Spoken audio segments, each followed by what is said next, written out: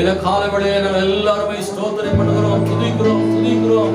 அடைக்கலம் பலனும் ஆபத்து காலத்தில் அனுகூலமான துணையுமானவரே, உம்மையே நாங்கள் ஆராதிக்கிறோம். இயேசுவே நல்லவர். ஹல்லேலூயா, ஜீசஸ், ஹல்லேலூயா. இயேசுவே ஸ்தோத்திரம். எல்லா மகிமைக்கும் பாத்திரரே, எல்லா கனத்துக்கும் பாத்திரரே, எல்லா மகிமைக்கும் பாத்திரரே, எல்லா கனத்துக்கும் பாத்திரரே, அசைவாடும் தெய்வமே,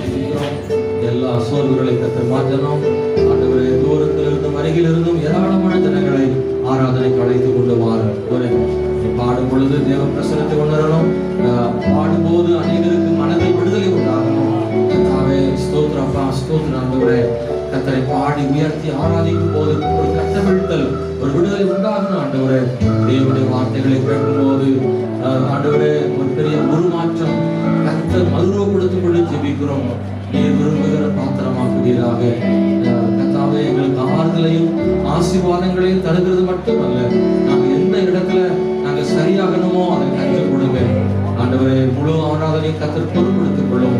ஆராதனைக்கான தடைகளை ஆண்டவர் மாற்றும். இயேசு நாமத்தில் ஜெபிக்கிறோம் நல்ல பிதாவே, ஆமென்.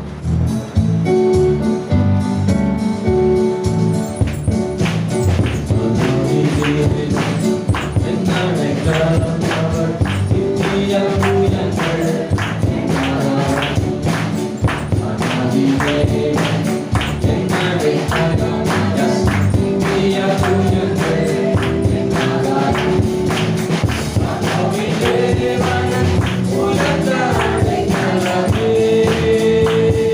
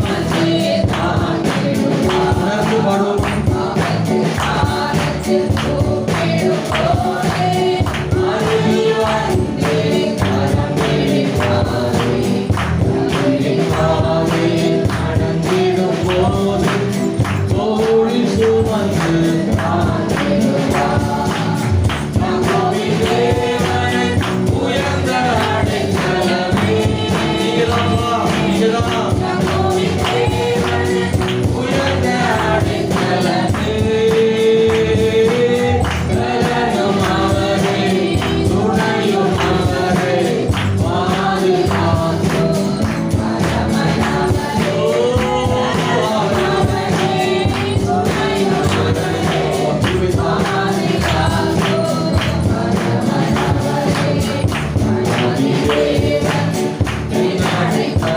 அவர்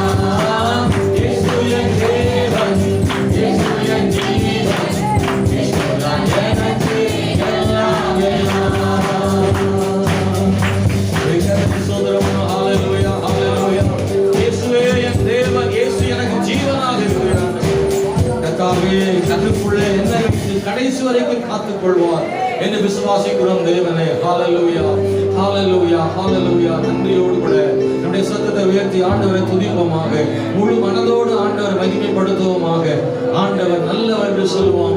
ஆண்டவர் தாயின் கனவில் அவை தெரிந்து கொண்டார் என்று வேதம் சொல்கிறது. கர்த்தாவே, நாங்கள் அப்படி விசுவாசிக்கிறோம் ஆண்டவரே. ஹalleluya. எல்லா சோர்வுகள், வேதனைகள், பாரங்கள் வந்த போதிலும் கூட எங்கள் தேவனை இம்மட்டும் காத்து நடத்தி வந்தீரே கர்த்தாவே. நாங்கள் ஒன்றுமில்லாமல் போகும்படியாக பிசாசு கிரியை செய்தால் ஆண்டவர் எங்களோடு இருப்பதனாலே ஒரு ஜெயத்தை ஆண்டவர் தருகிறீர் ஆண்டவரே. ஓரியா கனகனமோ சக்தியா கனகனமோ நீகாவாவா புரமன சதனதரவா. ஆண்டவரே, உம்மை ஆராதிக்கிறோம் கர்த்தாவே. உம்மை நன்றியோடு நாங்கள் துதிக்கிறோம் தேவனே. ஸ்தோத்திரம் கர்த்தாவே. ஆண்டவரே, எத்தனையோ பாடுகள், உபத்திரங்கள் மத்தியிலேயோ கர்த்தர் நல்லவராய் இருந்து எங்களை ஜெயமளிக்க பண்ணுகிற தேவன் ஆண்டவரே. சாஸ்திரத்தை கொண்டு போகும்படியாக செய்கிற தேவன் ஆண்டவரே. எங்களோடு இருக்கிறபடியா நன்றி ஆண்டவரே. எங்கள் பாவங்களை மன்னித்தவரே, உங்க பிள்ளை என்ற அதிகாரத்தை எங்களுக்கு தந்தவரே. ஹalleluya ஹalleluya. சொந்த பிள்ளை என்று என்னை உறுதிப்படுத்தி தந்த ஆவி தந்தவரே. சொந்த பிள்ளை ஆக்கினாரே. ஒரு காலத்தில் அந்நியராக இருந்தோம். அப்பா பிதாவை கூப்பிட முடியாத சூழ்நிலையில் இருந்தோம். ஆனால் ஆண்டவரே, உடைய ரத்தத்தால் எங்களை கழுவினதுனால அப்பா பிதாவை என்று கூப்பிட பண்ணுகிற புத்திர சுவிகாரத்தின் ஆவி எங்களுக்கு தந்தபடினால் நாங்கள் நன்றியோடு நாங்கள் துதிக்கிறோம் ஆண்டவரே. எல்லாரும் சேர்ந்து ஆராதிக்கிறோம் ஆண்டவரே. நன்றியோடு நாங்கள் துதிக்கிறோம் ஆண்டவரே. ஹalleluya. ஆண்டவரே, நன்றியோடு துதிக்கிறோம் ஆண்டவரே. ஏன் அழுகிறாய் என்று கேட்பதற்கு நீர் உண்டு ஆண்டவரே. ஓ, அழாதே என்று தைரியப்படுத்துவதற்கு கர்த்தர் உண்டு. எங்கள் நடுவிலே தேவைகளை சந்திக்க ஆண்டவர் உண்டு அப்பா. எங்கள் தேவை பெரிதா இருந்தாலும் எங்கள் தேவன் அதை காட்டிலும் பெரியவர். எங்கள் தேவைகளை காட்டிலும் பெரியவர் ஆண்டவரே. எங்கள் சத்துருவை காட்டிலும் பெரியவர் ஆண்டவரே. இயேசுவே, பெரியவர் பெரியவர் பெரியவர். ஆமென். ஸ்தோத்திரம். ஹalleluya. நேற்று மீண்டும் என்ன மாறாதவர் இருக்கிறபடினால் ஸ்தோத்திரம் ஆண்டவரே. கர்த்தருக்கும் கர்த்தருடைய வார்த்தைக்கு நாங்கள் முதலிடம் கொடுக்கிறோம். எங்கள் தேவன் நடுவிலே உலாவுகிற தேவன், கர்த்தர் அசைவாடுகிற ஆண்டவர், கட்டுகளை உடைக்கிற தேவன் ஆண்டவரே. எங்கள் மேல் எங்கள் குடும்பத்தின் மேலும் அசைவாடுவீராக. ஓ, நானும் என் வீட்டாரும் என்றால் கர்த்தரை சேவிப்போம் என்று யோசுவா சொன்னது போல சொல்லுகிறோம். எங்கள் தேவனே, மறுபடியும் எழுப்பி நிற்போம். இயேசுவின் நாமத்தினாலே நாங்கள் ஆண்டவர் இழந்து போன வெள்ளனை பெற்றுக் கொள்ள முடியும்.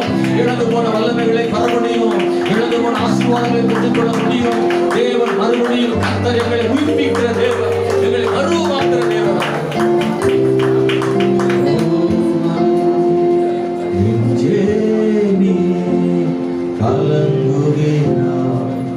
தேவனை நோக்கி காத்திரு. நீயே கலங்குகிறாய். தேவனை நோக்கி காத்திரு. கலங்காதே, பிழையாதே. உன்னை நடத்திடுவார். கலங்காதே, பிழையாதே. கர்த்தர் உன்னை நடத்திடுவார்.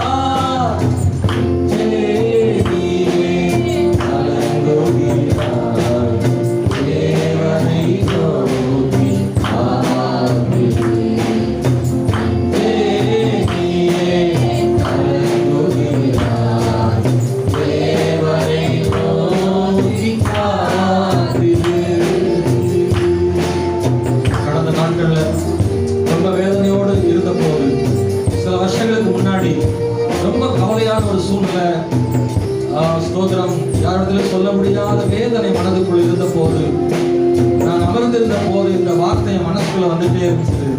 திரும்ப திரும்ப ஏன் கலங்குகிற, ஏன் தேங்குகிற, கர்த்தர் இருக்காருல, அந்த வார்த்தை மனசுக்குள்ள வந்துட்டே இருந்தது. இந்த வார்த்தை அப்போது இந்த பாட்டை நான் எழுதினேன்.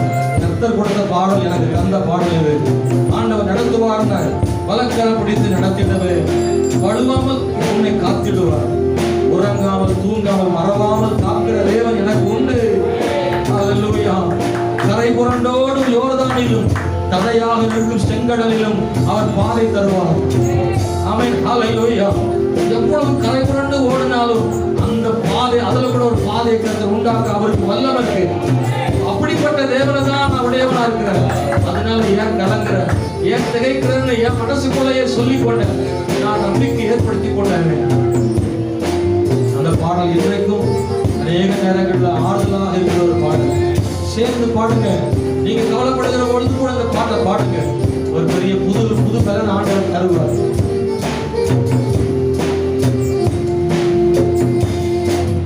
பலக்கரம் பீடித்து நடத்திடவே, வழுவாமல் நம்மை காத்திடவே. பலக்கரம் பீடித்து நடத்திடவே, வழுவாமல் நம்மை காத்திடவே. உறங்காமல்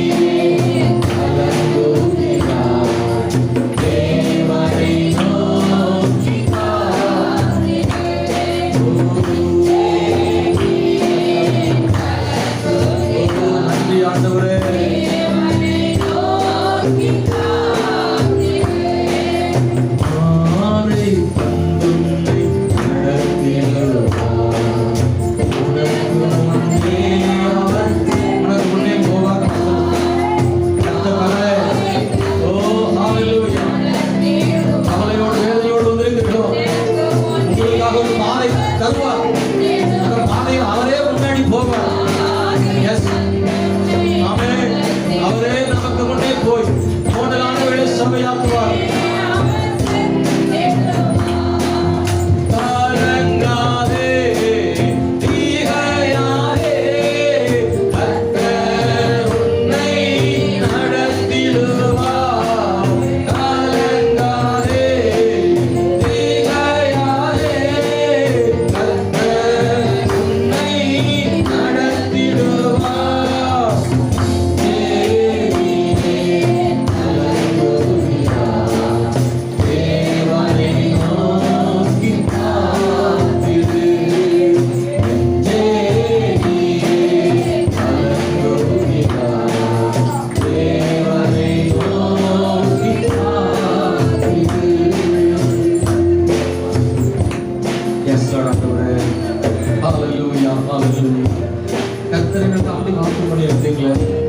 கர்த்தர் கொடுத்த வாக்குத்தத்தத்தை அப்பப்ப எங்களுக்கு நினைவூட்டுகிறீர்கள். நாங்கள் சோர்ந்து போயிருக்கும் பொழுதெல்லாம் இது போல வாக்குத்தத்த வசனங்களே தந்து நான் உன்னோடு இருக்கிறேன் என்று எங்களை தைரியப்படுத்துகிறீர்களே, அதற்காக எல்லாம் நாங்கள் நன்றியோடு நாங்கள் துதிக்கிறோம் ஆண்டவரே. ஹல்லேலூயா. உன்னை வாளாக்காமல் தலையாக்குவேன் வாக்கு பண்ணினீர் ஆண்டவரே. நீ கீழாகாமல் மேலாவா என்று சொன்னீர் ஆண்டவரே. இந்த நாட்கள்ல ஆண்டவரே எப்படி செய்கிறபடியால் ஸ்தோத்திரிக்கிறோம். ஒரு வருமானமாக இல்லாமல் அவரை துதித்துக் கொண்டே இருக்குமா? இந்த காலைகளில் அப்படி துதிக்கிறதுக்கான ஒரு பாக்கியத்தை ஆண்டவர் தந்தாரு. இந்த ஞாயிற்றுக்கிழமை ஆராதிக்கிறதுக்கான ஒரு கிருபை கிடைச்சது ஐயா. ஆண்டவரே ஸ்தோத்திரம் ஆண்டவரே. அதிக நாட்களாக நாங்கள் அப்படி இயங்கிக் கொண்டிருந்தோம். எங்களுக்கு இந்த ஞாயிற்றுக்கிழமை தந்ததுக்காக நன்றி ஆண்டவரே. இந்த பரிசுத்த ஆராதனைக்காக ஸ்தோத்திரம் ஆண்டவரே. ஓ ஹல்லேலூயா. தேவாலயத்துக்கு போதுபடி தாவீது சந்தோஷமாக இருந்தானே ஆண்டவரே. கர்த்தருடைய ஆலயத்துக்கு போ என்று அவர்கள் எனக்கு சொன்னபோது நான் மன மகிழ்ச்சியா இருந்தேன் என்று தாவீது சொன்னானே. தேவனுடைய ஆலயம் ஒரு மன மகிழ்ச்சியான ஒரு இடம் விசுவாசிக்கிறோமே கர்த்தாவே. இந்த காலை ஆராதனையில உங்கள் துக்கம் சந்தோஷமாக மாறும் என்று சொன்னது போல உங்களுடைய மக்களுடைய துக்கங்களை எல்லாம் சந்தோஷமாக மாற்றுவீராக. இருதயத்தை கலங்க பண்ணுகிறவைகளை எல்லாம் கர்த்தர் மாற்றுவீராக. சோர்வுகளை மாற்றுவீராக. பலவீனங்களை மாற்றுவீராக. இந்த ஆராதனையுடைய பிள்ளைகளை விடுவிப்பீராக. ஆராதனை பாடல்கள் கட்டவிழ்க்கும் என்று விசுவாசிக்கிறோம். தேவனை துதித்து பாடிக்கொண்டே இருக்கும்போது ஒரு கட்டவிழ்த்தல் உண்டாகும் என்பதை விசுவாசிக்கிறோம். கர்த்தர் இந்த காலவேளையிலே தேவனை விடுதலையாக்குவீராக. 2 பேராகிலும் 3 பேராகிலும் சரி நாமத்தில் கூடும் போது அங்கே இருக்கிறீர் என்று விசுவாசிக்கிறோம்.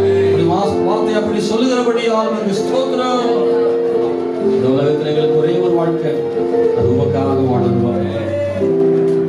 ஒரு வாழ்வுதான் உமக்காகத்தான் இயேசையா, உம் சித்தம் செய்திடத்தான். ஒரு வாழ்வுதான் உமக்காகத்தான் இயேசையா, உம் சித்தம் செய்திடத்தான். தாயின் கருவில் தெரிந்து கொண்டீ உமக்காகவே பிரித்தெடுத்தீ. தாயின் கருவில் தெரிந்து கொண்டீ உமக்காகவே பிரித்தெடுத்தீ.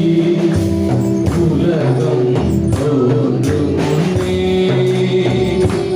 என்னை பிள்ளையாய் கண்டீர். உலகம் தோன்றும் முன்னே என்னை பிள்ளையாய்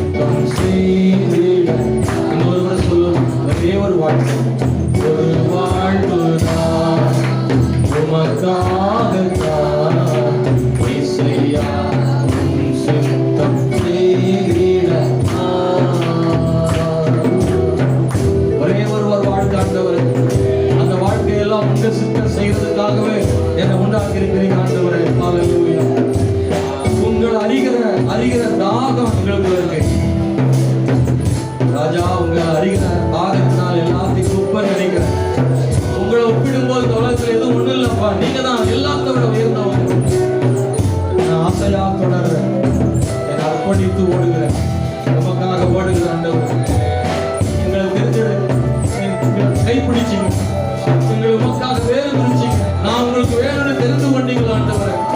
ஐயா உண்மை விட முடியாது, ஆசையாமை தொடர்கிறது. என் வாழ்க்கை அர்ப்பணம் செய்து ஓடுறேன். கர்த்தர் எல்லாரும் சொல்ல, ஆண்டவரை உமக்காக என் அர்ப்பணம் செய்து ஓடுகிறேன். இந்த அர்ப்பணம் செய்து வாழ்கிற வாழ்க்கை இருக்கிறது ரொம்ப ஆசீர்வாதமான வாழ்க்கை. ஏதோ ஒரு கிறிஸ்தவனாக வாழ்றதில்லை, கர்த்தருக்காக முழுமையா அர்ப்பணம் செய்து வாழ்கிற வாழ்க்கை. என்னவானாலும் சரி, என் வாழ்க்கை அவருக்கு தான் சொந்தம்னு அர்ப்பணம் பண்ணி வாழ்ற வாழ்க்கை இருக்குல்ல, அது மிக உயர்ந்தது. அதுதான் நம்மளோட ஆண்டவர் தெரிஞ்செடுத்தாரு. குலத்துக்கு ஒருத்தராய், கோத்திரத்துக்கு ஒருத்தராய் தேவன் நம்மளை வேறுபடுத்தி கொண்டு வந்தார். ஐயா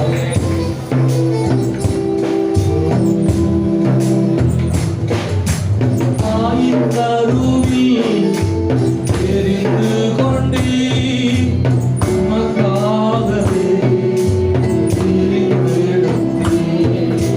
தாயின் கருவி தெரிந்து கொண்டே உமக்காகவே தெரிந்தெடுத்தே உலகம் தோன்றும் முன்னே என்னை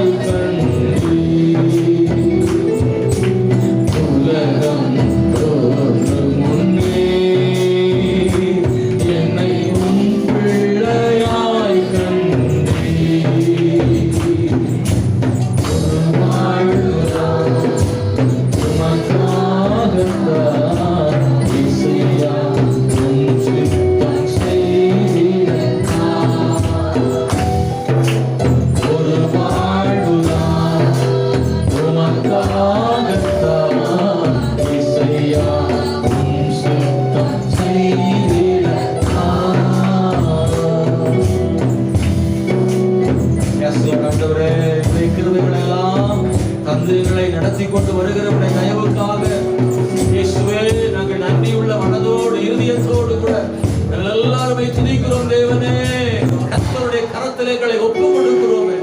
நீர் ஒருவர் மாத்திரம் போதும் ஆண்டவரே. எங்களுக்கு ஆசையாய் தொடர்கிறோம். எத்தனை செங்கடல்கள், எரிகோ போன்ற தடைகள், யோர்தானை போல கரை புரண்டு ஓடுகிற வெள்ளம் போல பிரச்சனைகள் எங்களை எத்தனையோ முறை தடுத்ததுண்டு. ஆனால் கர்த்தருடைய கையை பிடித்துக் கொண்டு அதிலே நடந்து ஜெயம் பெறும்படியாக தேவனை செய்யும்படியாக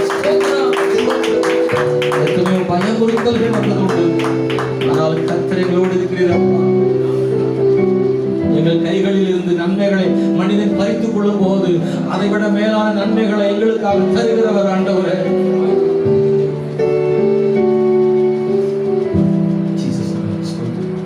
பரிசுத்தரே, இந்த கால வேளையில் கர்த்தரை பாடி மகிமைப்படுத்தும்படி எங்களுக்கு தேவன் கொடுத்த எல்லா இறக்கங்களுக்காக சொல்லுவோம்.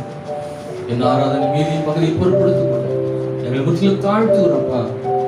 எங்களை வைத்துக் கொள்ள ஒன்றும் இல்லை ஆண்டவரே. எங்கள் ஞானம் எல்லாம் பார்வையில் ஒன்றும் இல்லை. கர்த்தருடைய கிருபை அதிகமாய் தாரும். வந்திருக்கிற யாவருக்காக ஸ்தோத்திரம் ஆண்டவரே. இந்த ஆராதனைக்கு வரும்போது உடைய பிள்ளைகளுடைய மனதில் வெவ்வேறு விதமான எண்ணங்களோட சிந்தையோடு கூட வந்திருக்கலாம். எல்லா பாரங்களையும் உடைய சமூகத்தில் இறக்கி வைக்கிறோம். கர்த்தர் இளைப்பாறுதலையும் ஆறுதலையும் விடுதலையும் கட்டெடுக்கிற தேவன். இந்த ஆராதனை முடிந்து வீடுகளுக்கு போகிற போது கர்த்தரை ஏதோ ஒன்றை பெற்றுக் கொள்ளணும். ஆண்டவர் பெருமையாக இருந்து போகக்கூடாது. ஒரு நிறைவான மனதோடு இங்கிருந்து வீட்டுக்கு போகணும்பா. ஒரு நம்பிக்கையோடு இங்கிருந்து வீட்டுக்கு போனோம். இயேசுவுடைய பிள்ளைகள் இங்கிருந்து கர்த்தர் கையில ஏதோ ஒன்றை பெற்றுக்கொண்டு வீட்டுக்கு போனோம். எல்லா எதிர்ப்புகளையும் சாத்தானுடைய தடைகளையும் நிர்மூலமாக்கப்பட்டு ஆசீர்வதிக்கப்படணும். உம்மை தேடுகளுக்கோ ஒரு நன்மையும் குறைவுபடாது என்று வசனம் சொல்லுவோம். அப்படி செய்ய நாங்கள் வேண்டிக் கொள்கிறோம்.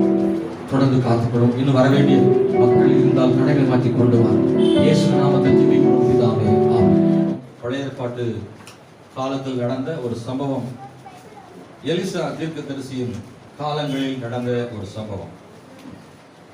5ஆம் அதிகாரம் 1 முதல் 14 வரை உள்ள வசனங்கள்ல நாம் அதை படிக்க முடியும். நான் சில வசனங்களை மாத்திரம் உங்களுக்கு நான் காண்பிக்க விரும்புகிறேன். சீரிய ராஜாவின் படை தலைவனாகிய நாகமான் என்பவன் தன் ஆண்டவனிடத்தில் பெரிய மனுஷனும் எண்ணிக்கை உள்ளவனுமாக இருந்தார். அவனை கொண்டு கர்த்தர் சீரியாவுக்கு ரட்சிப்பை கட்டளையிட்டார். மகாபராக்கிரமசாலி ஆகிய அவனோ குஷ்டரோகியாக இருந்தான். சீரியாவிலிருந்து தண்டுகள் புறப்பட்டு இஸ்ரவேல் தேசத்திலிருந்து ஒரு சிறு பெண்ணை சிறைபிடித்துக் கொண்டு வந்திருந்தார்கள். அவள் நாகமானின் மனைவிக்கு பணிவிடை செய்து கொண்டிருந்தாள். அவள் தன் நாச்சியாரை பார்த்து, என் ஆண்டவன் சமாரியாவில் இருக்கிற தீர்க்கதரிசியினிடத்தில் போவாரானால் நலமாயிருக்கும், அவர் இவருடைய குஷ்டரோகத்தை நீக்கிவிடுவார் என்றாள். இந்த வேத பகுதியை வாசிக்கிற போது அங்கே ஒரு சிறு பிள்ளையினுடைய முக்கியமான ஒரு பங்கை நாம் இங்கே வாசிக்கிறோம். கவனிங்கள், இந்த நாளிலே ஒரு 7 விதமான விஷயங்களை சொல்ல விரும்புகிறேன். குஷ்டரோகத்தை நீக்க கூடுமோ? 7வது வசனத்தை வாசிக்கிறேன்.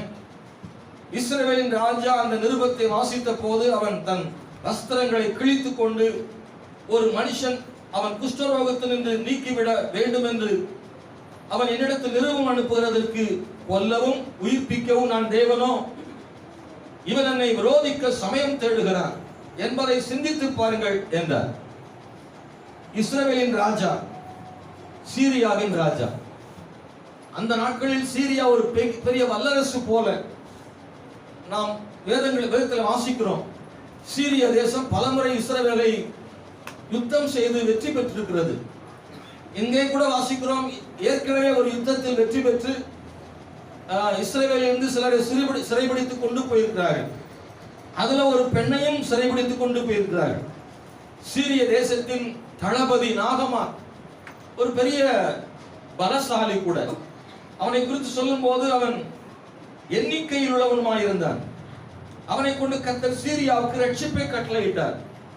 சீரியாவுக்கு இவன் ஒரு முக்கியமான ஆள், பெரிய மனுஷனும் என்று எழுதப்பட்டிருக்கிறது. இவனை ராஜா மிகவும் நம்பினார்.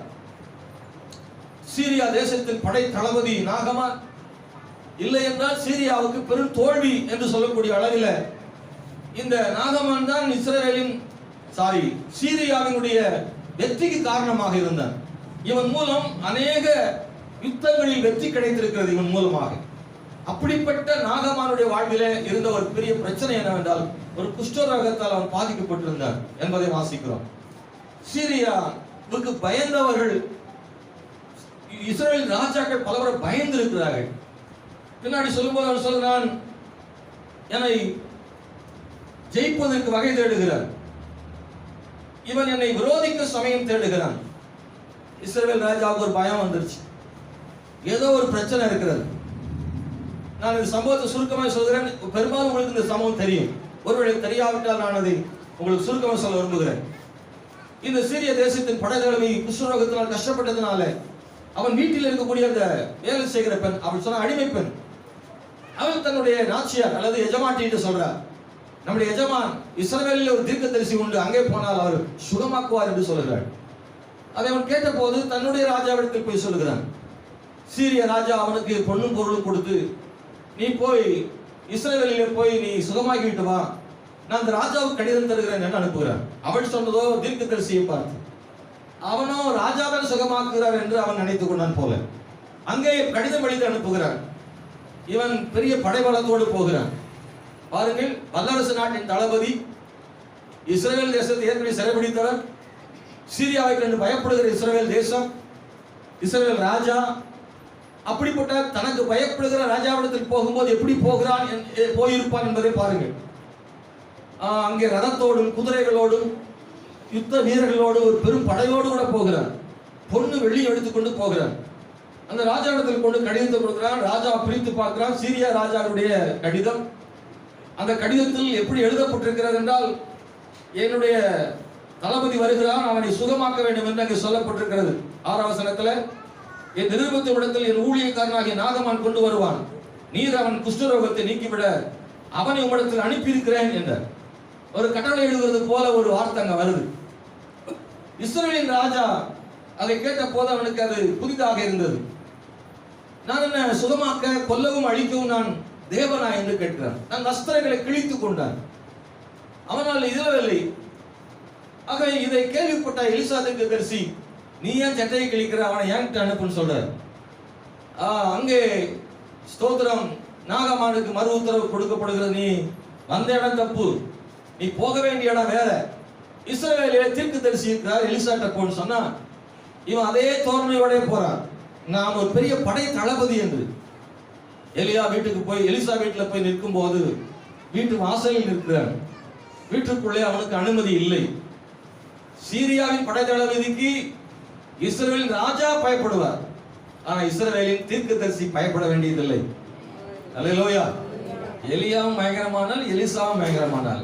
தாழ்மை உள்ளவன்ட்ட இறங்கி பேசுறவர், பெருமைக்காரன்ட்ட தள்ளி நின்று பேசுறவர். பாருங்க, அது வாசிக்க ஒரு ஆச்சரியமா இருக்கும். நாகமா நினைச்சிருக்க அவனே சொல்றான், நான் இப்படிதான் நினைச்சேன், வந்து தடவை பார்த்து கையில தலையில கையை வச்சு ஜெபம் பண்ணி என்னெல்லாமோ செய்வார்னு எதிர்பார்க்க. அவன் நினைச்சுக்கிட்ட மனசுல நம்ம பெரிய தளபதி நம்மளை பார்த்த உடனே வந்து காலில் விழுந்து நம்மளை மன்றாடி அப்படியெல்லாம் மரியாதை கொடுப்பாங்க அப்படின்னு பயப்படுவான்னு நினைச்சிட்டான். எலிசா சொல்லிட்டார், அவனை உள்ள விடாத, வெளியிருந்து அப்படியே திருப்பி அனுப்பு, யோர்தான் நதியில போய் முங்கிட்டு போ சொல்லு, அவன் சுகமாயிடுவான். அவன் இடையில கொஞ்சம் யோசிக்கிறான், அப்புறம் முங்கி சுகமாயி போறான். கர்த்தரை விசுவாசித்தார். யோர்தான் நதியில முங்கும் போது அவனுடைய சரீரத்தின் வியாதி மட்டும் சுகமாகல, உள்ளத்தின் பாவமும் போயிடுச்சு. ஸ்தோத்திரம். முழுமையா குணமடைஞ்சிட்டான். அவன் அப்படி எதிர்பார்க்கல. அவன் நினைச்சது வேற. பொண்ணு வெளியும் கொடுத்து சுகமாகல அவன் நினைத்தான். ஆனா அவன் கிருபையினாலே சுகமடைந்தான். யோர்தான் நதியில மூழ்கி எழுந்த போது சுகமடைந்தான். இதுல ஒரு 7 விஷயம் சொல்ற. ஒன்று, பெரிய மனுஷன் ஆனால் சிறுமையான வாழ்க்கை. ஸ்தோத்திரம். இந்த பெரியன்னு ஒரு 7 விஷயம் சொல்ல போறேன். பெரிய மனுஷன் ஆனா சிறுமையான வாழ்க்கை. நாகமான பத்தி அந்த 1ஆம் வசனத்துல சொல்லி பெரிய மனுஷனும் என்று சொல்லப்படுறது. ராஜாவுக்கு அடுத்து அவன் தான். சொல்ல போனா ராஜா கூட அவனை தான் நம்பி இருக்கிறார். நாகமான் இல்லைன்னா ஒண்ணு இல்லைன்ற இடத்துல அவன் நாகமான் இருக்கான். இப்ப ராஜாவே இவனை நம்பி இருக்கிறார். பெரிய மனுஷன், எண்ணிக்கை உடையவர், எல்லாமே அவனுக்கு அதிகமா இருக்கு. வேலைக்காரங்க அப்படி நிறைய இருக்கு. அப்படிப்பட்ட ஒரு பெரிய மனுஷன் தான். ஐஸ்வர்யம் இருக்கிறது, ஞானம் இருக்கிறது, பலம் இருக்கிறது, எல்லாம் இருக்கு. ஆனா அவன்கிட்ட நிம்மதி இல்லை. ஸ்தோத்திரம். குஷ்டரோகத்தை பத்தி வேதத்துல நம்ம படிக்கும் போது அது ஒரு அபாயகரமான வியாதியாக சொல்லப்பட்டிருக்கிறது. இன்னைக்கும் சில வருஷங்களுக்கு முன்பதாக வரைக்கும் அது கொடுமையான வியாதியாக தான் இருந்தது. சமீப காலங்களாக அதற்கு சரியான மருந்து கண்டுபிடித்தபடினால இப்போது நாம் அதை பெரிதாக எண்ணுவதில்லை, அது குறைந்திருக்கிறது. அதுவும் கிறிஸ்தவ மிஷனரிகள் ஏராளமானவர்கள் வந்து இந்தியாவிலே இந்த குஷ்டரோகங்களுக்காக தங்கள் உயிரை கொலை கொடுத்திருக்கிறார்கள். எங்கள் ஊரில் கூட குஷ்டரோக ஆஸ்பத்திரின்னு ஒன்று இருக்கு. ரோமன் கேத்தலிக் மூலமாக நடத்தப்படுகிறது. அங்கே கிறிஸ்தவ கன்னியாஸ்திரிகள் அவங்க தங்கள் வாழ்க்கையை வந்து அதுக்காகவே அர்ப்பணிச்சிருக்காங்க. அதுக்குன்னே அந்த வாழ்நாள் முழுவதும் அந்த ஆஸ்பத்திரியில இருந்து அவங்க சேவை செய்திருக்க. முன்னாடி வெளிநாடுகளில் இருந்து வந்து சேவை செய்தார். அன்னை தெரசாவர்களுக்கு கூட அப்படிப்பட்ட ஒரு கருணையாளர். அவர்கள் குஷ்டரோகிகளுக்காக தன் வாழ்க்கை அர்ப்பணம் செய்தவர்கள், ஏழைகளுக்காக தொட்டு கழுவி சுத்தமாக்கினவர்கள், புண்களை எல்லாம் ஆறுவதற்காக. அது எவ்வளவு ஆபத்தானது என்று தெரிந்தாலும் கிறிஸ்துவுக்காக தங்கள் வாழ்க்கையை கொடுத்தார்கள். அருமையான கர்த்தருடைய பிள்ளைகளே, வேதாகம காலங்களில் வாசிக்கிற போது அந்நாட்களில் அப்படிப்பட்டவர்களை அவர்கள் ஊருக்கு புறம்பாக வைத்திருந்தார்கள். அவர்களோடு சரியாக பேசுவது தீட்டு என்று சொல்ல வேண்டும். சகஜமாக எல்லாரோடும் பழக முடியாதபடி ஒரு சூழ்நிலை. இவனுக்கு தெரியும், இன்னும் இந்த வியாதியினுடைய கொடுமையால் நாம் நீக்கப்படுவோம், புறம்பாக்கப்படுவோம் என்று அவனுக்கு தெரியும். ஆகவே அவன் வாழ்க்கையில் எவ்வளவு நொந்து போனவனாக இருந்திருக்க வேண்டும் என்று நாம் அறிந்திருக்கிறோம். அதற்காக தன் பணங்களை எல்லாம் செலவு செய்திருப்பார். என்னென்ன முயற்சிகளோட எல்லாம் பார்த்திருப்பார். இந்த சிறு பிள்ளை சொன்னது போல எத்தனையோ பேர் சொன்னதெல்லாம் கேட்டிருப்பார். பல மருத்துவங்களை பார்த்திருப்பார். வாழ்க்கை விரட்சிக்கு நேராக போயிருக்க கூடும். பெரிய மனுஷன், அவனுடைய வாழ்விலே சிறுமை. அவன் படை தளபதி தான், வெற்றி கிடைத்திருக்கிறது. ஆனா அவனிடத்தில் எல்லாரும் எப்படி நடந்து கொள்வார்கள்? அவனுக்கு குஷ்டரோகம் இருந்ததுனாலே அவன் மதிப்புள்ளவனாக இருந்தாலும் மதிப்பில்லாதவனாக தான் தோன்றுவான். அவனிடத்துல தள்ளி நின்று பேசுவார்கள். ஒருவேளை கை கொடுக்க கூட தயங்குவார்கள். தொடுவதற்கு கூச்சப்படுவார்கள். அவனுடைய சரீரம் நாற்றம் எடுக்க ஆரம்பிக்கும். ஒரே வார்த்தையில் சொல்லப்படால் பெரிய மனுஷன் ஆனால் நிம்மதியற்ற ஒரு வாழ்க்கை, சிறுமையான ஒரு வாழ்க்கை அவர் வாழ்ந்து கொண்டிருந்தார். இன்றைக்கும் இந்த உலகத்தில் பார்க்கிறோம், எவ்வளவோ மக்கள் அப்படி இருக்கிறார்கள் அல்லவா? எல்லாம் இருக்கிறது, ஆனால் நிம்மதி ஒன்று மாத்திரம் இல்லை.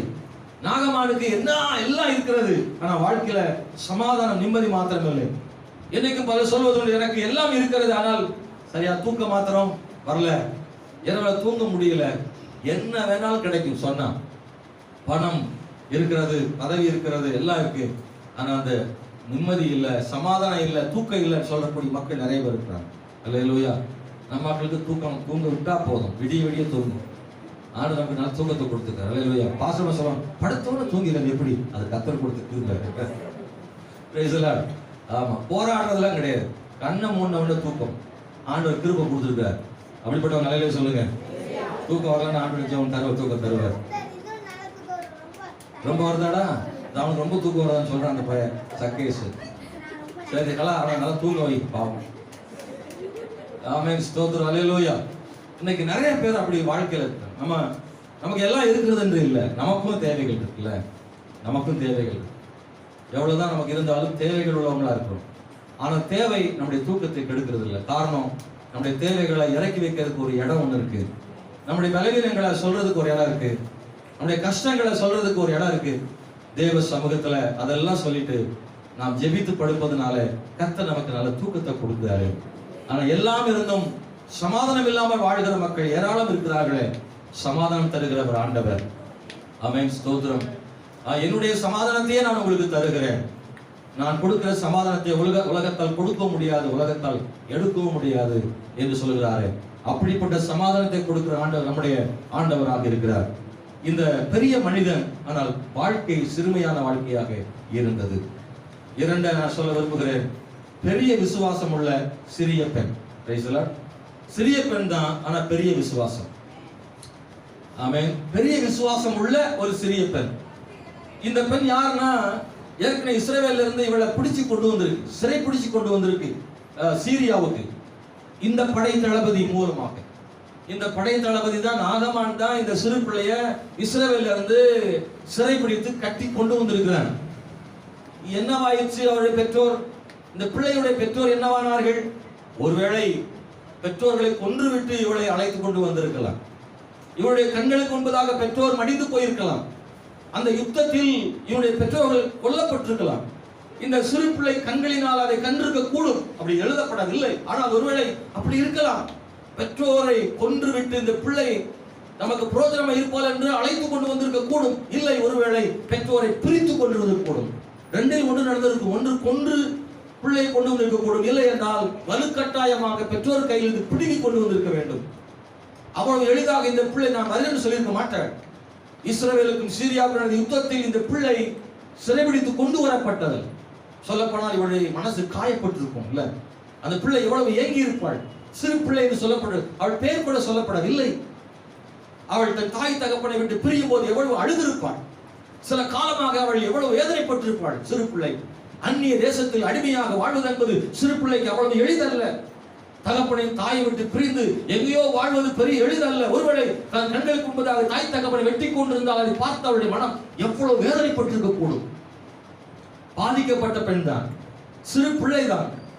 தேவன் மேல் உள்ள விசுவாசம் அவளுக்கு பெரியது. நம்ம வாழ்க்கையில மற்ற எல்லாமே சிறியதா இருக்கலாம், விசுவாசம் மட்டும் பெரியதா இருந்தா போதும், அது நம்மை ஆசீர்வதிக்கும். அல்லேலூயா. இந்த சிறு பிள்ளை வாழ்க்கையில இருந்த அந்த விசுவாசம் பெரிது, விசுவாசம் பெரிது. சொல்றா, எங்க ஊர்ல ஒரு தீர்க்கதரிசி இருக்காருங்க, அவர் எஜமான போ சொல்லுங்க. நம்ம என்ன சொல்லுவோம் தெரியுமா? அந்த சிறு பிள்ளை இடத்துல நம்ம இருந்தா என்ன தெரியுமா சொல்லுவோம்? எங்க அப்பா அம்மா விட்டு பிரிச்சு கொண்டது எல்லாம் உனக்கு இது வேணும், இதுக்கு மேலே இவனுக்கு கத்தரா பார்த்து உனக்கு குஷ்டரோகத்தை அனுப்பிட்டார் போடா. என்னைய இப்படிலாம் பிரிச்சு கொண்டு வந்தீங்கள, நான் எப்படி அழுதுருப்பேன், உன் பொண்டாட்டி பள்ளியெல்லாம் அழட்டும். கத்த பாரு என் ஜபத்தை கேட்டாரு. நம்ம ஜெபமணிக்கு மட்டும் ஆரம்ப சொல்லுவோம் ஜபத்தை கேட்டாருன்னு. நம்ம ஏதாவது அடுத்த ஆளுக்கு நமக்கு விரோதமான ஆளுக்கு தீமை நடந்துருச்சுன்னா உடனே ஆட்டுக்கறி வாங்கி பிரியாணி செஞ்சு சாப்பிட்டு அல்லேலூயா கத்த ஜபத்தை கேட்டாருன்னு சந்தோஷப்படுவோம்ல. இந்த பிள்ளைய பார்க்கும்போது ரொம்ப ஆச்சரியமா இருக்குங்க. அப்பா அம்மா வாட்டு பிரிச்சு கொண்டு வந்த அந்த நாகமானுக்கு இவ பரிந்து பேசுறா. வீட்டுல சொல்றா நாகமான் மனைவி கிட்ட, அம்மா ஐயாவை நம்ம எங்க ஊருக்கு போக சொல்லுங்க, அவருக்கு சோமாயிரும், அங்க ஒரு தீர்க்கதரிசி இருக்கிறாருன்னு சொல்றான்னா. இயேசுவின் போதனைகள் போல அவள் போதனை கற்றிருக்கிறாளே, சத்துருக்களை சிநேகிங்கள், உங்களை சிநேகிக்கிறவளையே நீங்கள் சிநேகித்தால் உங்களுக்கு பலன் என்ன. எவ்வளவு ஆச்சரியமா இருக்கு. மத்திய சுவிசேஷத்துல நம்ம அதை குறித்து வாசிக்கிறோமே, அவளுடைய அன்பு எவ்வளவு பெரிதாக இருக்கிறது அன்பானவர்களே. 5ஆம் அதிகாரத்தில் 43 முதல் 48 வரைக்கும் ஒரு நீண்ட வேத சத்தியத்தை இயேசு கிறிஸ்து போதிக்கிறாரு. சத்துருக்களை சிநேகிகள் என்று சொல்கிறாரு. அந்த எண்ணமானது ஆண்டு சொல்றாரு, உனக்கு அடுத்தவனை சிநேகித்து உன் சத்துருக்களை பகைப்பாயாக என்று கேள்விப்பட்டிருப்பீர்கள். அது முன்னாடி அப்படிதான் இருந்தது, இப்படிதான் கேள்விப்பட்டிருப்பீங்க. யார் நேசிக்கிறாங்க நேசி, உனக்கு விரோதமாக இருக்கிறவங்களுக்கு யுத்தம் செய்.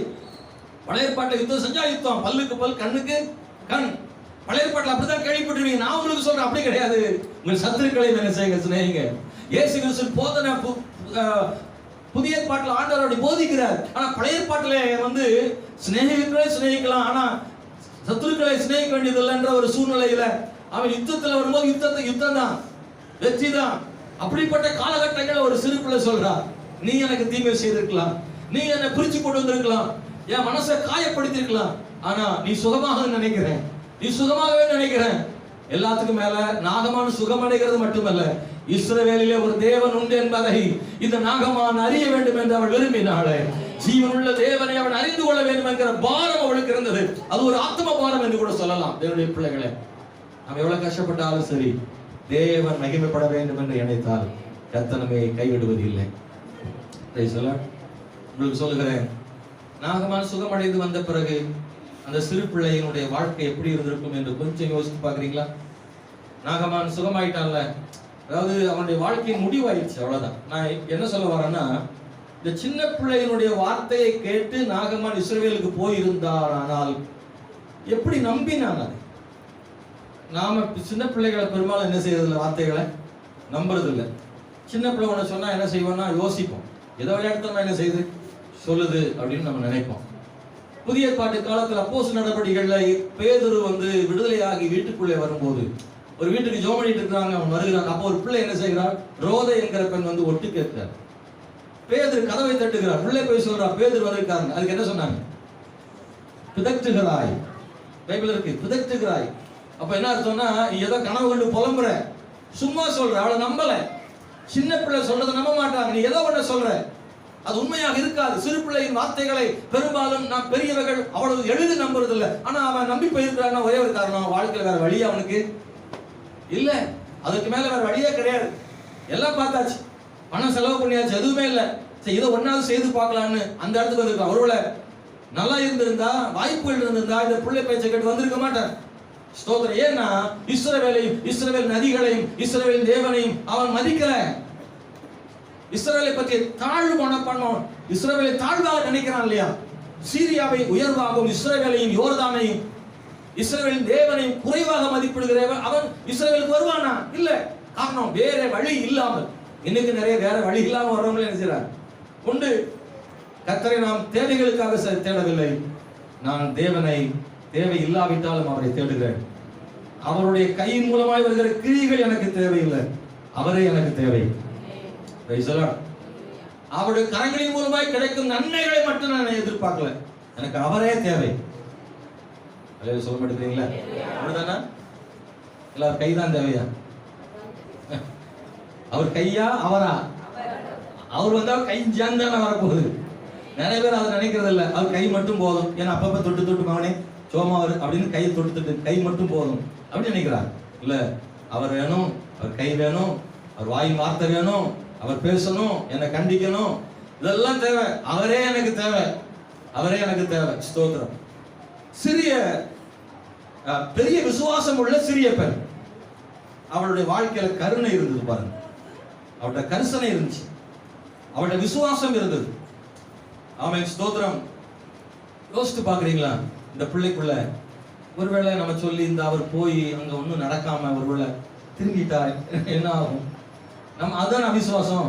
நம்ம ஒரு மனசுக்குள்ள வந்துரும்ல, நம்ம இப்படி சொல்றோமே, ஒருவேளை நடக்கலன்னா என்ன செய்ய முடியும்னு அவ தைரியமா சொல்றான்னா அதான் பெரிய விசுவாசம் சொல்றேன். அதான் பெரிய விசுவாசம். நடக்கும். அவ்வளவு பெரிய தேவன் நம்முடைய தேவன். எலிசா தீர்க்கதரிசி, எலியா தீர்க்கதரிசி எல்லாம் கேள்விப்பட்டிருப்பா இல்லையா? சிறு வயதுல அவளா கேள்விப்பட்டிருக்காளே. ஸ்தோத்திரம். அவனை கவனிக்கணும். அங்க ராஜாவுக்கே தெரியல, இந்த பிள்ளைக்கு தெரியுது. இஸ்ரவேலின் ராஜா, முழு குடிமக்களையும் அறிந்தவர். ஸ்தோத்திரம். இந்த சிறு பிள்ளைக்கு அவர் தெருதான் தெரியும், தேசம் தெரியாது. சிறு பிள்ளைக்கு தன் வீடு எடுத்த வீடு தெரு அவ்வளவுதான் தெரியும். தேசங்களை அறிந்த ராஜாவுக்கு தன் தேசத்தில் இஸ்ரவேலின் தீர்க்கதரிசி இருக்கிறார், அவராலே செய்ய முடியும், அற்புதம் செய்ய முடியும், அவருடைய தேவன் இஸ்ரவேலின் தேவன் வல்லமையானவர் என்று தெரிந்து வைத்திருந்த ராஜாவே விசுவாசம் இல்லாது இருக்கும் போது, தன் வஸ்திரங்களை கிழித்துக் கொண்டிருக்கும் போது, எதுவுமே தெரியாத ஒரு பிள்ளை, சின்ன பிள்ளை அவளுடைய விசுவாசத்தினாலே சொல்லுகிறாள் என்றால் அவள் எவ்வளவு விசுவாசம் பெரிதாக இருந்திருக்க வேண்டும் என்று யோசி. அது மாத்திரமல்ல, மூணாவது பெரிய மனதுள்ள சீரிய ராஜா. பெரிய மனசுள்ள சீரிய ராஜா, பெரிய விசுவாசம் உள்ள சிறிய பெண், பெரிய மனதுள்ள சீரிய ராஜா. இந்த பெரிய மனசுன்னு சொல்லுவாங்கல்ல, பெரிய மனசு பண்ணி ஏதாவது அப்படின்னு. பெரிய மனசு நமக்கு வேணும், பெரிய மனசு இருக்கணும். பிரைஸ் எல்லாம் பிராட் மைண்ட் சொல்லுவாங்க இல்லையா, பரந்த மனப்பான்மை. ஸ்தோத்திரம். பெரிய மனசு அப்படின்ற என்ன பெரிய மனசு? ஸ்தோத்திரம். இவனுடைய வாழ்வை கவனிக்கிறோம். இந்த நாகமான் போய் ராஜாட்ட சொல்றான், ஐயா, என் வீட்டில் உள்ள பிள்ளை இஸ்ரவேலிலே சுகமாக முடியும் என்று சொல்லுகிறாள் என்று சொன்ன உடனே அந்த ராஜா என்ன செய்கிறான்னா, அவனுக்கு கொடுக்க வேண்டியதெல்லாம் கொடுத்து, அவனை அனுப்பி கடிதம் கொடுத்து அனுப்புவது மட்டும் இல்லை, அவன் என்னெல்லாம் கொடுத்தான்னா 10 தாலந்து வெள்ளி, 1000 சேக்கல், 6000 சேக்கல் நிறை பொன், 10 மாற்று வஸ்திரங்கள். ஸ்தோத்திரம். இதெல்லாம் கொடுக்குறான். தங்கம் மட்டும் எவ்வளவுன்னா 6000 சேக்கலாம். பிரைஸ் எல்லாம் பெரிய அளவுல கொடுக்குறான். ஏன்னா பணம் கொடுத்து சுகம் வாங்கணும்னு நினைக்கிறான். ஆனா எல்லாருக்கும் அந்த மனசு வராது. அதான் பெரிய மனசுன்னு சொல்றேன். நீங்க வேலை செய்யற இடத்துல உங்க எஜமாட்ட போய் சொல்லுது, போய் பெரிய மனசு உள்ள வரான்னு தெரியும். ஒரு நாள் மட்டும் லீவு தாங்கலான்னு சொன்னா போதும். அவருடைய பெரிய மனசு எவ்வளவு பெரிய மனசு. லீவுக்கே பெரிய மனசு இருக்காதுங்க. காய்ச்சல் கொதிக்குது, தடுப்பூசி போட்டிருக்கேன், நீ வந்து உட்கார்ந்து பாத்துக்கலாம் பாரு. கொரோனானாலும் வாங்க சொல்றாள். எல்லா எஜமான்கிட்டையும் பெரிய மனசு இல்ல. ஹலோ, ஆமாவா இல்லையா? எல்லா எஜமான்கிட்டையும் பெரிய மனசு இல்ல. சில நல்ல பெரிய மனசு உள்ள எஜமான் இருக்கிறாங்க. அல்லேலூயா, ஸ்தோத்திரம். இந்த கொரோனா காலங்களெல்லாம் சில எஜமான்கள் வந்து சம்பளம், இந்த ஸ்கூல்ல கேள்விப்பட்டாங்க, நம்ம சோதரர் சொன்னாங்க, லீவுல கூட அவங்க சம்பளம் கொடுத்துருக்குறாங்க இந்த ஸ்கூல்ல. அந்த மாதிரி சில இடங்கள்ல வந்து லீவுலையும் சம்பளம் கொடுத்த எஜமான் உண்டு, சம்பளமே தராத எஜமான்கள் உண்டு. ஒரு பைசா கூட கொடுக்காதால இருக்கான். இன்னைக்கு சம்பளம் தர பரவாயில்ல, வேலைக்கு வேணானதெல்லாம் இருக்கு. ஒரு பக்கம் அவங்களுடைய குறைவுகள் இருக்கலாம், பாதிப்புகள், அவங்களுக்கும் பாதிப்பு இருக்கும், எஜமான்களுக்கும் பாதிப்பு தான். ஆனா அதே நேரத்தில் வசதிகள் இருந்தும் செய்யாதவர்களும் உண்டு. கடுமையாக நடந்து கொள்ளக்கூடிய எஜமான்கள், பெரிய மனது இல்லாத எஜமான் நிறைய பேர். அன்பான கர்த்தருடைய பிள்ளைகளை, இந்த எஜமான் பெரிய மனது உள்ளவர். ஸ்தோத்திரம். இந்த ராஜா அதை செய்தார். இவன் சுகமாக வேண்டும் என்று விரும்பினான். அதற்காக எவ்வளவு கொடுக்க ஆயத்தமா இருந்தான். புதிய பாட்டில் வாசிக்கும் போது ஒரு நூற்றுக்கு அதிபதியை பற்றி வாசிக்கிறோம். அவன் சொல்லுகிறான், இயேசுவிடத்தில் வந்து, ஆண்டவரே, என் வேலைக்காரன் சுகவீனமா இருக்கிறான், ஒரே ஒரு வார்த்தை மாத்திரம் சொல்லும். ஆமா, வேலைக்காரன் சுகவீனத்தை பற்றி கவலைப்படுகிற எஜமான்கள் குறைவு. ஒரு முறை தகப்பனார், நான் ஒரு இடத்துல வேலைக்கு போயிருந்தோம். அப்போ எங்க தகப்பனாருக்கு அதுல அடிபட்டுருச்சு, காலில் ஒரு கம்பி கிழித்து ரத்தம் ஒழுகுறது. ஸ்தோத்திரம். அது ஒரு கவர்மெண்ட் பஸ் டிப்போ, பஸ் செய்யற இடம். அங்கே வேலை செய்யும் போது காலில், அப்ப நான் சின்ன பையன், காலில் கிழித்து ரத்தம் ஊத்துகிறது. அங்க எல்லாரும் வேலை செஞ்சுட்டு இருக்காங்க. துணியை வச்சு எங்க அப்பாவே கட்டுறாங்க. எனக்கு எங்க அப்பா உதவி செய்யக்கூடிய அளவுக்கு வயசு இல்லை, ஏதோ கூட வருகிறேன். அந்த துணியை கட்டிட்டு ஒத்தையிலே செய்யறாங்க. அங்கெல்லாம் ஆள் இருக்காங்க, யாரும் வந்து என்ன செய்யல, ஆஸ்பத்திரி கூட்டு போல, உதவி செய்யல, எதுவுமே செய்யல. நானும் எங்க அப்பாவை மட்டுமே போய் அந்த ஆஸ்பத்திரியில் பார்த்தோம். அப்படிப்பட்ட பெரிய மனதில்லாத மனுஷர்கள் என்ன செய்யறாங்க, இருக்கிறாங்க. வேலை செய்யற இடத்துல இது போல ஏதாவது நடந்தால் அந்த எஜமான்கள் ஏதோ சிலர் பணம் கொடுத்து அனுப்பி விட்டு விடுவார்கள். இந்த நூற்றுக்கு அதிபதி இயேசுவிடத்தில் வந்து கெஞ்சுகிறார், ஒரு வார்த்தை சொல்லுங்க, என் வீட்டில் வேலைக்காரன் என்ன செய்வான், சொஸ்தமாவான் என்று கெஞ்சுகிற எஜமான்கள் உண்டா என்றால் 1 2 பேர் இருக்கலாம், ஒரு வேலை இருக்கலாம். ஒட்டுமொத்தமாக எல்லா எஜமான்களும் மோசம்னு சொல்லிட முடியாது இல்லையா? அப்போ நல்ல எஜமான்கள் இருக்கத்தானே செய்வார்கள். அந்த நல்ல எஜமான்களுக்குள்ளே இந்த ராஜாவும் ஒருவர். இதை வாசிக்கிற போது ஆச்சரியமாக இருக்கிறது. அவனுக்காக எதையும் செய்ய அந்த ராஜா முன் வந்தார். பெரிய மனதுள்ள சீரிய ராஜா. ஸ்தோத்திரம். 4வது, பெரிய பயமுள்ள இஸ்ரவேலின் ராஜா. இஸ்ரவேலின் ராஜாவுக்கு என்ன இருந்துச்சுன்னா பெரிய பயம் ஆயிட்டு. என்ன பயம்? சீரிய ராஜா லெட்டர் கொடுத்து நம்மளை ஏதோ வேவு பார்க்கறான். ஒருவேளை இந்த நாகமானுடைய குஷ்டரோகத்தை நம்மளால நீக்க முடியலன்னா படையெடுத்து நம்மளை சிறைபிடிக்கிறதுக்கு, நம்மளை வேதனைப்படுத்துறதுக்கு பிளான் பண்றான் போலன்னு சொல்லி இஸ்ரவேலின் ராஜாவுக்கு பெரிய பயம் அங்கே ஏற்பட்டு விட்டு, விசுவாசம் இல்ல, பயம் அதிகமாயிருச்சு. இங்கே நான் வாசிக்கிற போது அன்பான கர்த்தருடைய பிள்ளைகள், நான் தேவனான்னு கேட்கிறேன். நான் தேவனா? தன் வஸ்திரங்களை கிழிக்கிறான். தன்னோடு கூட இருந்தவர்களை பார்த்து சொல்றான், நான் தேவனா? நீ தேவன் யார் சொன்னா? இப்போ அவனே நினைச்சுக்கிறான் தேவனான்னு. கவனிங்க, கொஞ்சம் கூட சிந்தனை இல்லாமல் போயிட்டானே. இஸ்ரவேல் தேசத்தில் எத்தனை தீர்க்கதரிசிகள், எத்தனை அற்புதங்கள், யுத்தத்தில் எத்தனை வெற்றிகள் தேவன் கொடுத்திருக்கிறார். கர்த்தரை சார்ந்திருந்த பொழுதெல்லாம் கர்த்தர் எவ்வளவு மகிமையான காரியங்களை செய்திருக்கிறார். இஸ்ரவேலுக்கு மட்டுமல்ல தேவன் உதவி செய்வது, அந்நியர்களுக்கும் தேவன் உதவி செய்திருக்கிறார். எத்தனையோ பேருக்கு செய்திருக்கிறாரு. அப்படிப்பட்ட தேவனுடைய வல்லமைகளை அறிந்திருந்தும் கூட இந்த ராஜா விசுவாசம் இல்லாமல் போனானே, வஸ்திரங்களை கிழித்து கொண்டான், ராஜாவை என்று சொல்கிறானே. அன்பானவர்களே, பெரிய பயம் உள்ள இஸ்ரவேலின் ராஜா. தேவனுடைய பிள்ளைகளுக்கு இந்த பயம் வேண்டாம். ஆமென். கர்த்தர் நடத்துவார். பயம் வரவே வராது சொல்ல, பயம் வரும். மனுஷன் இருந்ததுனால வரும். கவலை வராதா? கவலை வரும். பதட்டம் வராதா? வரும். எல்லாமே வரத்தான் செய்யும். ஏன்னா நமக்கு மாம்சம் இருக்கிறதுனால, அது மாம்சத்தில் உள்ள ரத்தத்துக்குள்ள அது இருக்கு. பயமும் பதட்டமும் கவலையும் இதெல்லாம் எல்லா மனுஷருக்கும் வர்ற மாதிரி நமக்கு வரும், கட்டாயம் வரும். ஆனா அது வந்த உடனேயே பாஸ் பண்ணி விட்டுறணும். அதுதான் நம்ம வேலை. ஸ்தோத்திரம்.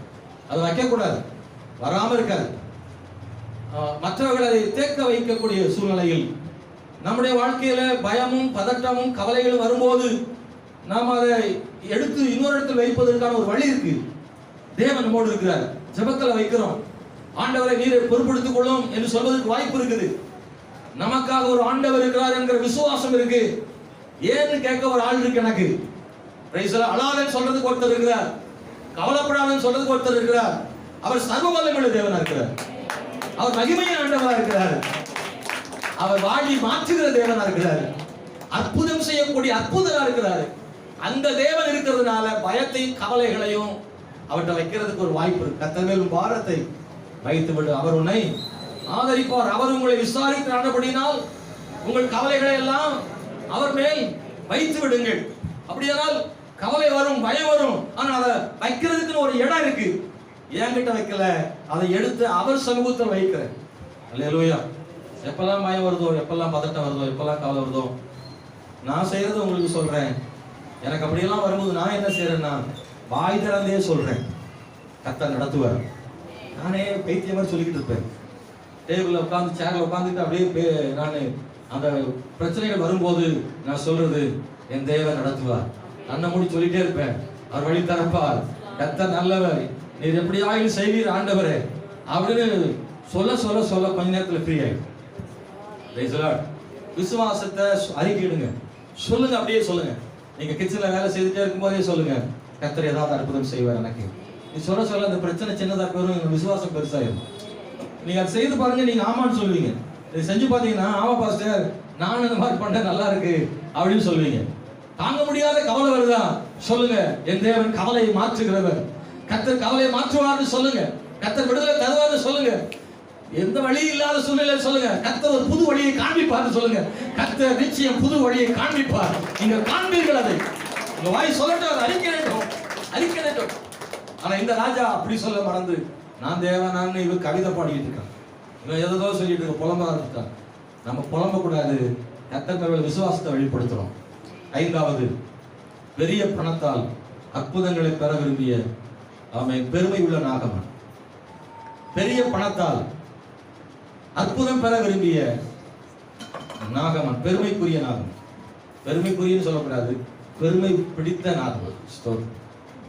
நாகமான் மனசுல என்ன நினைச்சிருக்கான்? நான் எப்படி சொன்னேன், அவங்ககிட்ட பணம் இருந்துச்சு, எல்லாம் இருந்துச்சு. ராஜா வேற கொடுத்துருக்கிறாரு 6000 சேக்கல் பொன் தங்கம். என்ன நினைக்கிறான்னா, அப்படி காசை வாங்கிக்கோ, எனக்கு சுகம் கொடு. இன்னைக்கு சில ஆஸ்பத்திரியில் பணம் சொல்றாங்க, எவ்வளவு வேணாலும் பரவாயில்ல டாக்டர், என் பிள்ளை என்ன செஞ்சிருங்க சொல்றாங்க இல்லையா, எவ்வளவு வேணாலும் பணத்தை பத்தி பிரச்சனை இல்லை அப்படின்னு சொல்றாங்களா இருக்கு. எப்படியோ பிள்ளை காப்பாற்றப்படணும், இவரு காப்பாற்றப்படணும் அப்படின்னு சொல்ற நிலைமை இருக்கு இல்லையா. அந்த மாதிரி ஒரு சூழ்நிலையில தான் இவருக்குள்ள ஒரு எண்ணம் இருந்துச்சு, நம்ம கிட்ட இருக்குது பணம், அதை வச்சு எப்படியும் சுகமா இல்லான்ட்டு அப்படி நினைக்கிறாங்க. அதனாலதான் அவன் அங்க போய் தன் ஆணவத்தை காண்பிக்கிறான். தீர்க்கதரிசியின் வீட்டில் இருந்து அப்படி செய்கிறான். அப்போஸ்தலர் நடவடிக்கைகள் வாசிக்கிற போது அங்கே சீஷர்கள் அப்போஸ்தலர்கள் யார் மேலெல்லாம் கை வச்சாங்க அவங்க அபிஷேகம் பெற்றாங்க. அங்க ஒருத்தன் பார்த்துட்டே இருந்தான், அவன் பேர் சீமோன், ஒரு மாயவத்தைக்காரன். அவனுக்குள்ள ஒரு எண்ணம் வந்துருச்சு, இது நல்லா இருக்க, கையை வச்ச உடனே எல்லாரும் அபிஷேகம் பெறாங்களே, அப்ப எனக்கும் அந்த வரம் கிடைக்கட்டுமே, நம்மளை விட ஒரு பெரிய மந்திரவாதி போல இருப்பான போல தெரியுது, நான் எவ்வளவு பணம் வேணாலும் தாரேன், எனக்கு அந்த வாய்ப்பை கொடுங்க, அந்த வரத்தை கொடுங்கன்னு கொண்டு வந்து பணத்தெல்லாம் கொண்டு வந்து கொட்டி அப்போஸ்தலர்கிட்ட கேட்கிறான். அப்போ அங்க பேதுரு சொல்றாரு, உன் பணம் ஒண்ணு என்ன செய்யுது, அழிய கடவுது எது சொல்லி அவனை அனுப்பிட்டாங்க. அன்பானவர்களே, பணத்தால தேவன்கிட்ட எதையும் சாதிக்க முடியாது.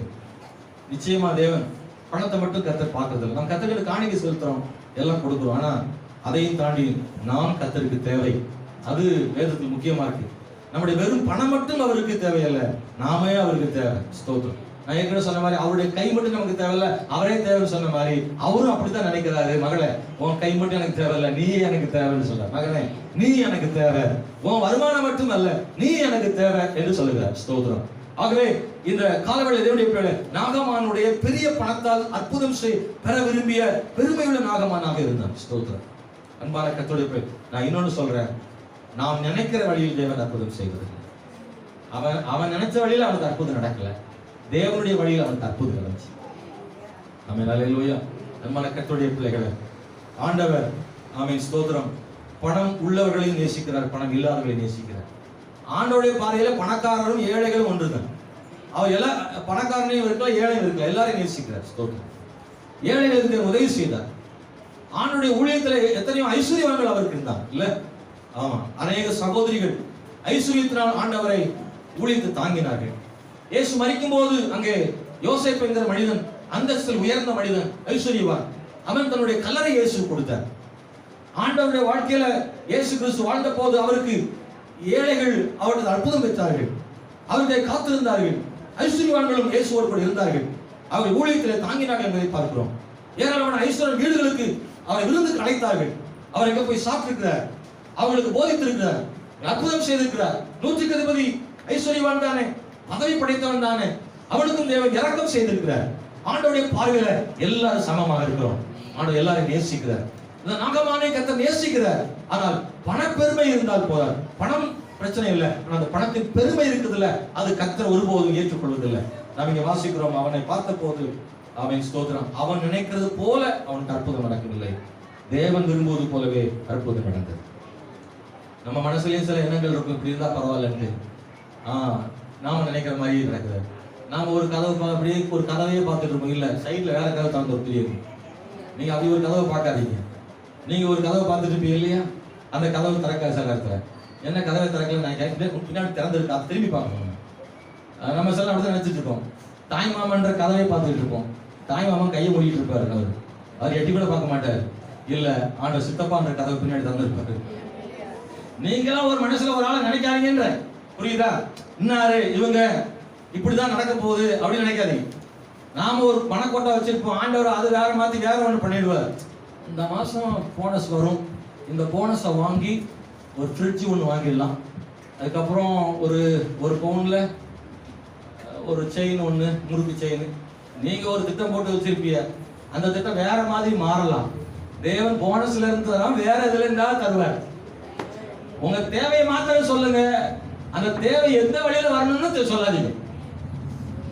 நாமெல்லாம் ஒரு தேவையை சொல்லிக்கிறோம், அந்த தேவை எப்படி வரணும்னு சொல்றோம் இல்லையா. ஆனா தேவன் சில நேரத்துல அவர் ஒரு வழியை வச்சிருப்பார், அந்த வழியில தருவார். நீங்க தாங்க, எந்த வழியிலையும் செய்யுங்க. நிறைய பேர் அமைதியாட்டீங்க, என்னன்னு தெரியும், போனஸ்ல கனெக்ட் பண்ணிட்டு நினைக்கிறேன். ஆமென், அல்லேலூயா. இல்ல எல்லாருக்குமே அது வருது. நான் தப்பா சொல்லல, அதெல்லாம் தப்பா சொல்லல. நம்ம எல்லாம் நினைக்கிறது தான். பிளான் பண்றோம் பாத்தீங்களா, அது தப்பே கிடையாது. ஆனா அதே நேரத்துல ஜெபத்துல வரும்போது இப்படித்தான் நடக்கும்னு நம்ம நினைக்க வேண்டாம். நம்ம நினைப்போம் இந்த பிளானிங் தவறே கிடையாது, திட்டமிடுதல் தவறே கிடையாது.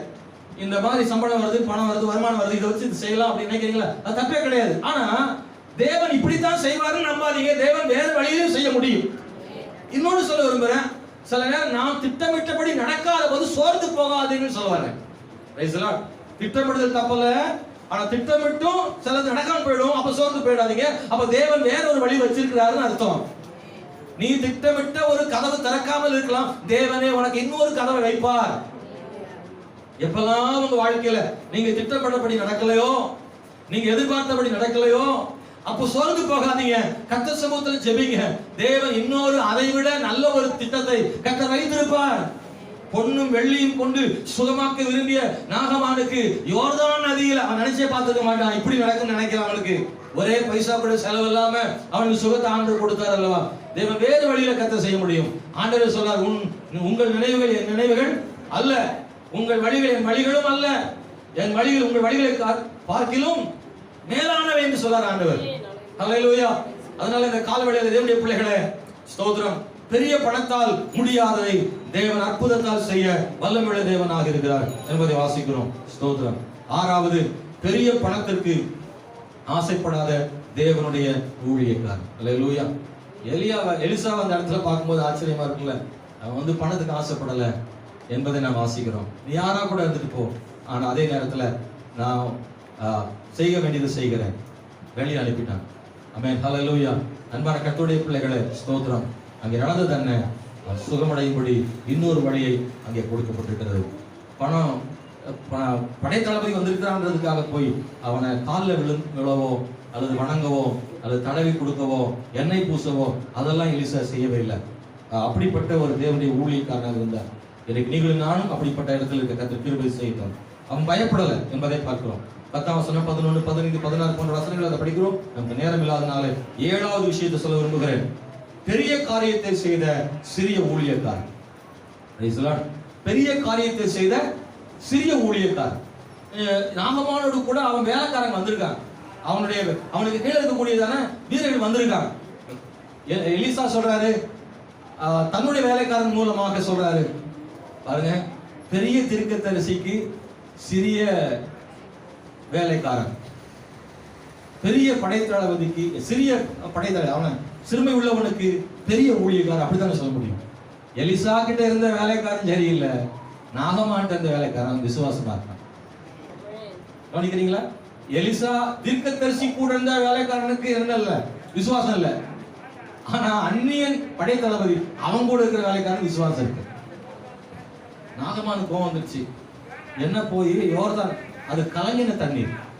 சீரியாவில் இருக்கக்கூடிய ஆப்னா பர்பா போன்ற நல்ல நதிகள்ல போய் குளிக்க சொல்லல, என்னைய அதை விட மோசமான யோர்தான்ல குளிக்க சொல்றாரு.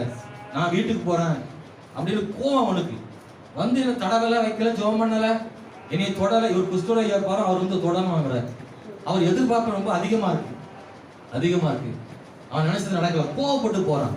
நல்ல கவனிங்க, அவன் வேலைக்காரங்களை பாராட்டணும். இந்த இடத்துல அவங்க என்ன தெரியுமா சொன்னாங்க, எஜமானே ஒரு பெரிய வேலை சொன்னா செஞ்சிருப்பீர்ல, இந்த குதிரையை ரேக்க போட்டு மலைக்கு போனா போயிருப்பீர, பெரிய வேலை சொன்னா செஞ்சிருப்பீங்கல்ல, சின்ன வேலை தானே, போற வழியில் ஒரு முங்கிட்டு போற என்ன கஷ்டம்.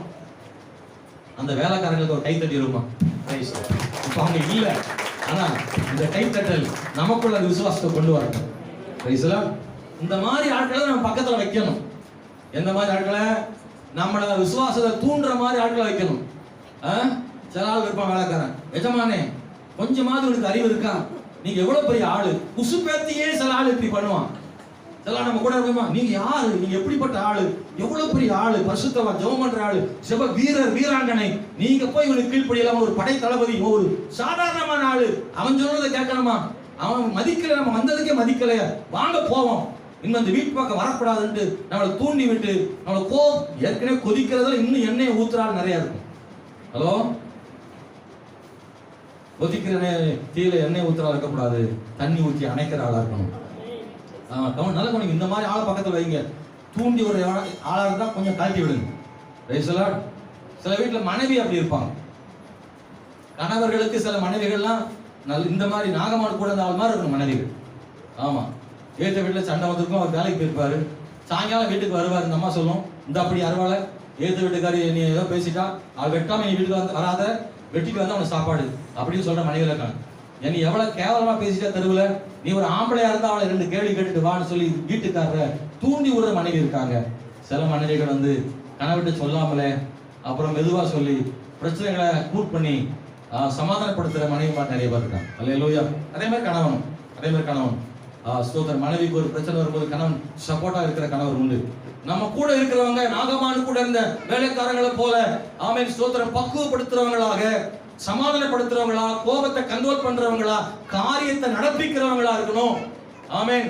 அப்படிப்பட்ட நல்ல ஆட்கள் நம்ம கூட இருப்பாங்களா? அப்படிப்பட்ட நல்ல ஆட்கள் ஆண்டவர் தருவாராக. நீங்களாம் எனக்கு அப்படித்தான் இருக்கிறீங்க நான் நம்புறேன்.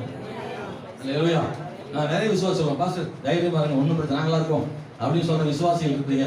உங்களுக்காக நான் கர்த்தரை துதிக்கிறேன். அல்லேலூயா. என்னோட சப்போர்ட்டா ஊர் ஆரோன் போல நின்று ஊழியத்தில் எனக்கு உதவியா இருக்கிற கர்த்தருடைய பிள்ளைகளுக்காக நான் கர்த்தருக்கு நன்றி சொல்லுகிறேன். ஆமென் ஸ்தோத்திரம். இந்த மனுஷர்களை பாராட்டணும். சொல்றாங்க நீ செய்யலாம். உண்மையிலே அவங்க இல்லைன்னா அன்னைக்கு நாகமான் சோமா இருக்க மாட்டான். அவன் குணத்துக்குலாம் ஒன்றும் ஆகாது. அவன் கோபம் வாழ்க்கையில அவனை உருப்பிட விடாது. ஆனா அவன் கோபத்தெல்லாம் தணிச்சு இந்த வேலைக்காரங்க பக்குவமா பேசி அவனை அற்புதங்களை காண வச்சுட்டாங்க. ஸ்தோத்திரம். நாகமான் நன்றி சொல்லணும்னா ஒண்ணு அந்த ராஜாவுக்கு சொல்லணும், அந்த சிறு பிள்ளைக்கு சொல்லணும், கூட வந்த வேலைக்காரங்களுக்கு சொல்லி ஆகணும். நீங்க மட்டும் இல்லைன்னாப்பா நான் சுகமாகவே போயிருப்பேன்னு. அவன் பாருங்க 6 முறை முங்கி ஒண்ணு இல்லை, 7வது ஒரு முங்கி எழும் போது பூர்ணமான சுகத்தை பெற்றுக்கொண்டான். இந்த நாட்களில் தேவனுடைய பிள்ளைகளை இப்படிப்பட்ட ஆட்களை கர்த்தர் நமக்கு தருவாராக. நம்முடைய தேவனால் எல்லாம் கூடும். ஜெபமும் கண்களை மூடி ஏதோ ஒரு காரியத்தின் மூலமாக கர்த்தரோடு பேசியிருப்பார். உங்க கூட என்ன கர்த்தர் பேசினாரோ அந்த காரியத்தை நீங்கள் விசுவாசம் உள்ளவங்களா ஜெபம் பண்ணுங்க. என்னோடு இந்த வார்த்தையை சொன்னீங்களாப்பா, நான் அதை விசுவாசிக்கிறேன். எனக்காக ஒரு கதவு திறக்குன்னு சொன்னீங்களே, நான் அதை விசுவாசிக்கிறேன். என் பாரங்களை எல்லாம் இறக்கி வைக்க ஒரு இடம் உண்டு என்று சொன்னீங்களே, அதை நான் விசுவாசிக்கிறேன். ஆண்டவரே கர்த்தாவே, இந்த நாளில உங்களுடைய கிருபை எனக்குள்ள வேணும், பெரிய மனது எனக்குள்ள தாரும் ஆண்டவரே. கர்த்தாவே எங்கள் பயங்கள் எடுக்கப்படுவதாக ஆண்டவரே. ஹல்லேலூயா. அந்த சின்ன பிள்ளைக்குள்ள இருந்த ஆழமான விசுவாசத்தை, பெரிய விசுவாசத்தை எனக்கு தாங்கன்னு சொல்லி கேட்கிறீங்களா? ஹல்லேலூயா. ஆண்டவரே நன்றியோடு துதிக்கிறோம் கர்த்தாவே, இயேசுவின் நாமத்தினாலே. ஆண்டவரே ஸ்தோத்திரம் ஸ்தோத்திரம் ஸ்தோத்திரம் ஸ்தோத்திரம். கர்த்தர் காரியங்களை வாய்க்க பண்ண முடியும், கர்த்தர் காரியங்களை வாய்க்க பண்ண முடியும், கர்த்தர் காரியங்களை வாய்க்க பண்ண முடியும்.